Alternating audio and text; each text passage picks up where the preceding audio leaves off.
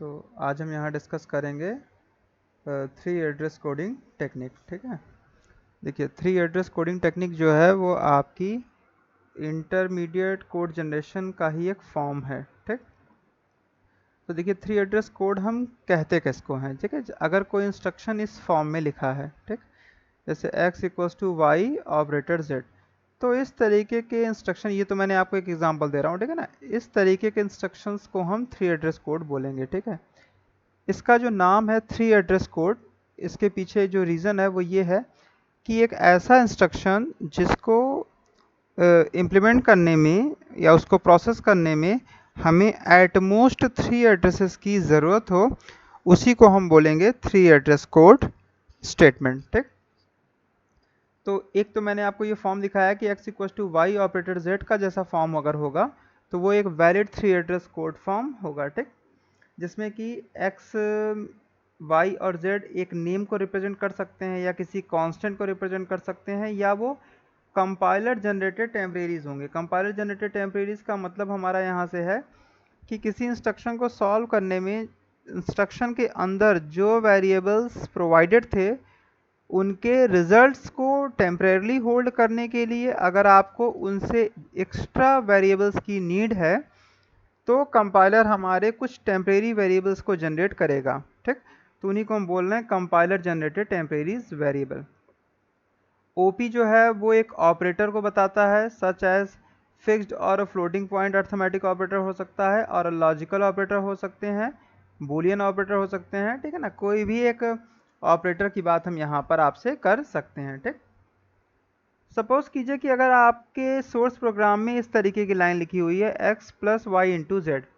ठीक है, तो देखिए यहाँ लिखा है a source language expression like this might be translated into a sequence this. देखिए अगर इस इंस्ट्रक्शन की मैं बात करूं या इस स्टेटमेंट की मैं बात करूं और मैं इसमें नंबर ऑफ एड्रेसेस की मैं बात करूं, तो देखिए यहाँ पर भी थ्री एड्रेसेस की ही बात हम कर सकते थे। x एक आइडेंटिफायर है, इट मीन्स कि इसके लिए कोई मेमोरी अलॉटमेंट होगा, तो इट मीन्स कि एक ये एड्रेस की बात करेगा, एक एड्रेस पे y की बात होगी और एक एड्रेस पे z की बात होगी। प्लस और मल्टीप्लिकेशन के लिए कोई एड्रेसिंग की बात नहीं होती है क्योंकि ऑपरेटर के लिए कोई मेमोरी अलॉटमेंट की बात हम नहीं करते हैं। ठीक, तो अकॉर्डिंग टू कंडीशन तो ये थ्री एड्रेस कोड होना चाहिए था, बट अगर हम इसके फॉर्म को अपने इस स्टैंडर्ड फॉर्म से मैच कराएं तो वहाँ पर आपका यह है कि y और z के बीच का ऑपरेशन x में सेव होना चाहिए। यहाँ पर y और z के बीच में जो भी ऑपरेशन हो रहा है और वो x के साथ ऐड हो रहा है। ठीक, तो ये फॉर्म इसके साथ मैच नहीं हो रहा, मीन्स असाइनमेंट जैसी चीज़ यहाँ पर नहीं हो रही है, तो इस रीज़न से ये आपका एक valid three address code form नहीं है। एक एलिजिबिलिटी तो ये फुलफिल कर रहा है कि इसमें थ्री एड्रेसेस की ही नीड है एट मोस्ट, बट इसका फॉर्म इससे मैच नहीं होने की वजह से हम इसको valid three address code form नहीं कह रहे हैं। ठीक, तो किसी भी एक्सप्रेशन को जो valid three address code form नहीं है उसको बनाने के लिए हम ये स्टैंडर्ड फॉर्म्स का यूज़ करेंगे। ठीक है ना, तो देखिए जब भी आप किसी भी एक ऐसा एक्सप्रेशन जिसका कि एक valid three address code form valid three address code form में वो नहीं है, तो उसको बनाने के लिए आपका सबसे पहले टास्क होना चाहिए कि ये लाइन कैसे प्रैक्टिकली एग्जीक्यूट होगी। मींस एक्स वाई और जेड में कोई वैल्यू स्टोर होगी तो सबसे पहले कौन सा स्टेटमेंट इसमें परफॉर्म होगा, वाई और जेड की वैल्यू मल्टीप्लाई होगी। क्यों? क्योंकि मल्टीप्लिकेशन का प्रेसिडेंस प्लस से हायर होगा। ठीक, इस चीज़ के लिए हम देखिए क्या करते हैं, वाई और जेड की वैल्यू को हम एक t1 नाम के कंपाइलर जनरेटेड टेम्परेरी वेरिएबल जिसकी अभी मैं बात कर रहा था उसको मैं यहाँ पे t1 t2 t3 up to tn के फॉर्म में रिप्रेजेंट करूंगा। तो y और z की वैल्यू को मैंने t1 में स्टोर किया, तो आप देख सकते हैं कि इसका आंसर मेरा कहाँ सेव होगा, t1 में सेव हो जाएगा। ठीक, फिर हम इस x प्लस इसकी वैल्यू t1 को, x प्लस t1 की वैल्यू को हम कहाँ सेव करेंगे, t2 में सेव करेंगे। ठीक, तो इस तरीके से हमारा ये एक्सप्रेशन इस थ्री एड्रेस कोड फॉर्म में कन्वर्ट हो जाएगा। मीन्स इस एक्सप्रेशन के इक्विवेलेंट यहाँ पर दो थ्री एड्रेस कोडिंग अगर हम यूज़ करेंगे तो वो सेम टास्क परफॉर्म करेगा जो हमारा इंस्ट्रक्शन करने वाला था। ठीक है, तो यहाँ पर t1 एंड t2 जो है वो कंपाइलर जनरेटेड टेम्परेरीज होंगे। ठीक, तो इस तरीके से हम कन्वर्जन की बातें आगे भी करते रहेंगे। ठीक है ना, यहाँ पर हम बात करते हैं types of three address code की। ठीक है ना, तो देखिए जैसे अभी प्रीवियस वाले क्वेश्चन में प्रीवियस वाले में जहाँ पे हमने डिस्कस किया, ये एक जनरल फॉर्म हमने डिस्कस किया। अब देखिए इस जनरल फॉर्म में फिर कुछ कैटेगरीज होंगे, कुछ टाइप्स की भी बात हम करेंगे। तो जैसे जो हमने फॉर्म डिस्कस किया था वो फॉर्म देखिए हमने यहाँ पर भी लिखा है। तो ये बेसिकली 3 एड्रेस कोड के असाइनमेंट कैटेगरी का फॉर्म है। मतलब जब भी आपको कोई असाइनमेंट स्टेटमेंट से रिलेटेड कोई भी चीज़ 3 एड्रेस कोड फॉर्म में लिखना है तो उसके लिए आप इस फॉर्म का यूज़ करेंगे, ठीक है, जिसके बारे में आप लोगों ने अभी अभी पढ़ लिया था। ठीक, अगला था assignment instruction of the form. जैसे सपोज कीजिए कि अगर इस तरीके का स्टेटमेंट लिखा हुआ है, ठीक है ना, तो अगर आपको किसी अर्थमेटिक या किसी असाइनमेंट स्टेटमेंट को अगर आपको कन्वर्ट करने में, अगर 3 एड्रेस कोड में कन्वर्ट करने में अगर ऐसे स्टेटमेंट की नीड होती है तो आप उसका यूज़ कर सकते हैं, क्योंकि ये एक वैलिड 3 एड्रेस कोड फॉर्म है। ठीक, एग्जाम्पल मैं आपको दिखा रहा हूँ। जैसे अगर आपके सोर्स लैंग्वेज प्रोग्राम में ऐसी कोई चीज़ लिखी हुई है x इक्वल्स टू -11, तो आप इस तरीके के स्टेटमेंट को एक वैलिड 3 एड्रेस कोड फॉर्म बोलेंगे, ठीक है ना। अगर मैं इसमें नंबर ऑफ एड्रेसेस की बात करूं तो यहाँ पर एक एड्रेस की बात हम x के लिए कर सकते हैं और दूसरी एड्रेस की बात हम y के लिए कर सकते हैं। ऑपरेटर के लिए हम कोई एड्रेस की बात नहीं करेंगे। सेकेंड थिंग, इस पर्टिकुलर केस में जो ऑपरेटर होगा वो एक यूनरी ऑपरेशन होगा, ठीक है ना। तो इस चीज़ का आप लोग ध्यान रखिएगा। ठीक, तो अभी भी हमारे एड्रेसिंग जो है वो एट मोस्ट 3 का ही कंसेप्ट फॉलो हो रहा है, ठीक है। नेक्स्ट हमारी कैटेगरी है copy statement of the form. जैसे सपोज कीजिए कि अगर आप y की वैल्यू x में असाइन कर रहे हैं, मतलब आप इस तरीके की अगर स्टेटमेंट यूज़ कर रहे हैं तो वो एक वैलिड 3 एड्रेस कोड फॉर्म होगा, ठीक है।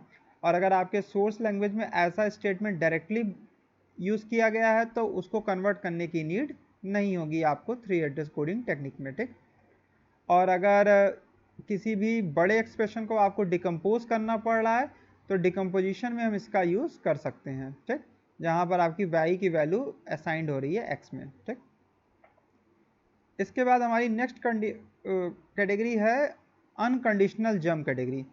देखिए अनकंडीशनल जंप का मतलब क्या है, तो इसका मतलब यहाँ पर इस चीज़ से है कि अगर आपके प्रोग्राम में कोई भी इंस्ट्रक्शन विदाउट कंडीशन एग्जीक्यूट होता है, ठीक है कि नहीं।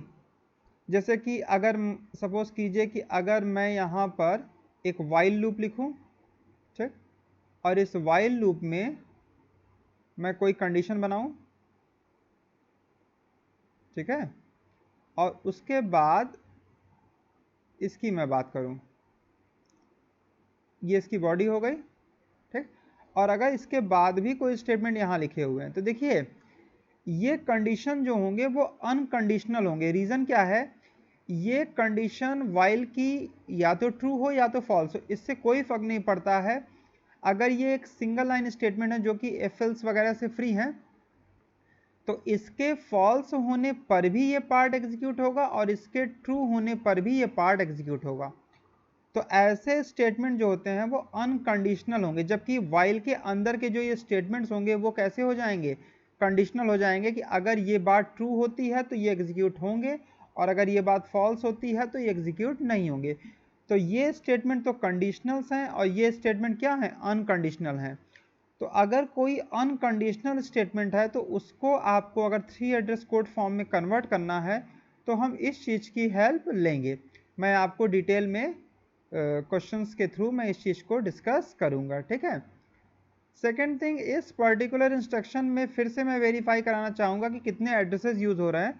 तो यहाँ पर एक ही एड्रेस यूज़ हो रहा है और वो है लेवल एल के लिए। मीन्स जब कंट्रोल, देखिए गो टू एक इंस्ट्रक्शन की तरह काम करेगा या एक कह सकते हैं आप ऑपरेटर की तरह काम करेगा। वो ऑपरेटर हमें इंस्ट्रक्शन को एल वाले इंस्ट्रक्शन पर जंप करने के लिए कहेगा, ठीक।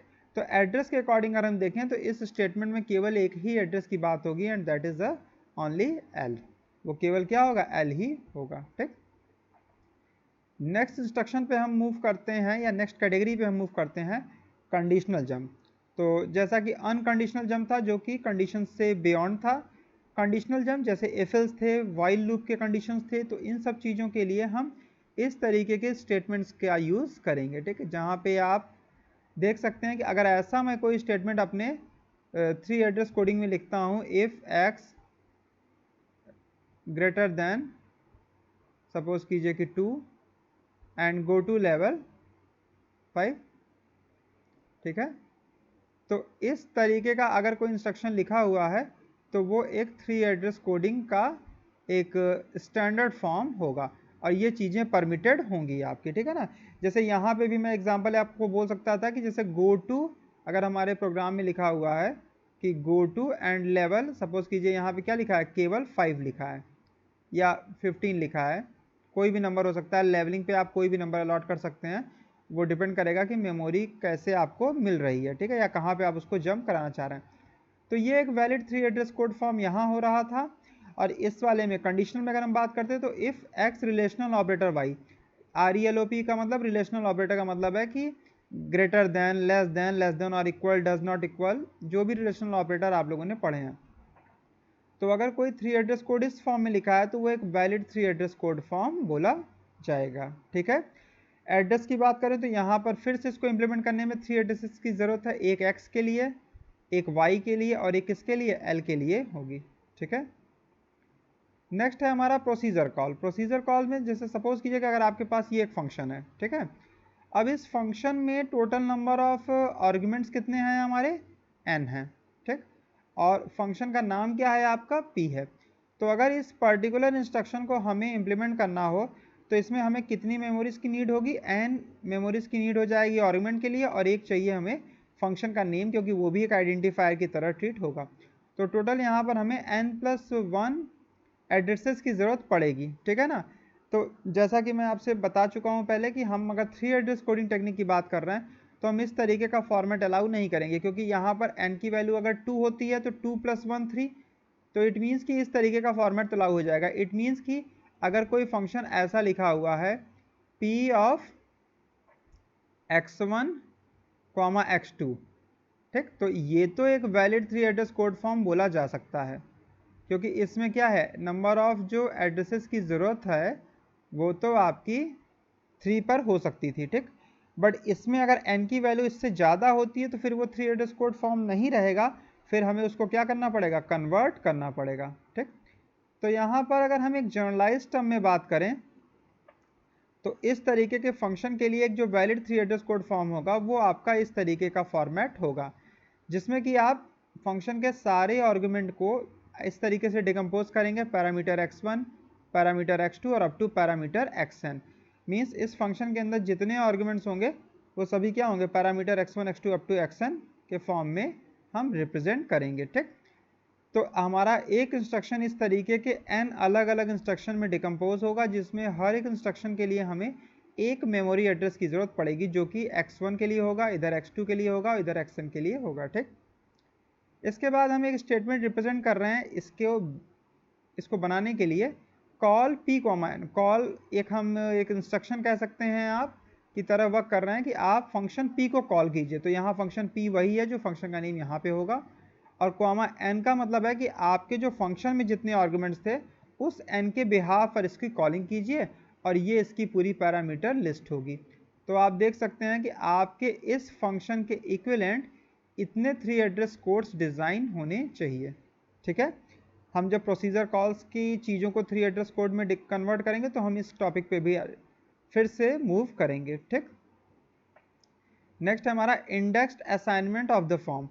सपोज कीजिए कि अगर आपके पास कोई एक इस तरीके का इंस्ट्रक्शन है, जैसे कि वाई एरे, तो वाई एरे है और एक सपोज कीजिए एक वेरिएबल है।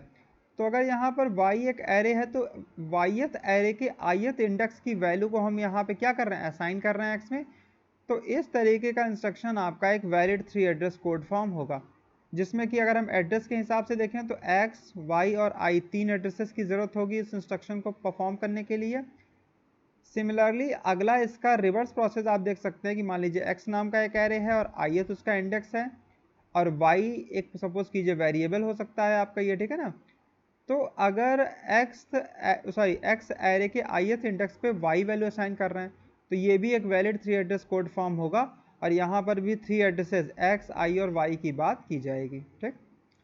नेक्स्ट हमारा address and pointer assignment of the form. तो अगर हम इसकी बात करें तो x equals to m% of y, means m% of y एक ऑपरेटर की तरह काम करेगा और x और y क्या होंगे, एक एड्रेसेस की तरह काम करेंगे। तो 2 एड्रेसेस की ज़रूरत है, तो इस तरीके के भी फॉर्मेट 3 एड्रेस कोड फॉर्म बोले जाएंगे। Similarly x equals to asterisk of y, और इसका reverse case asterisk of x equals to y। इस तरीके के भी addressing technique 3 address code form होगी।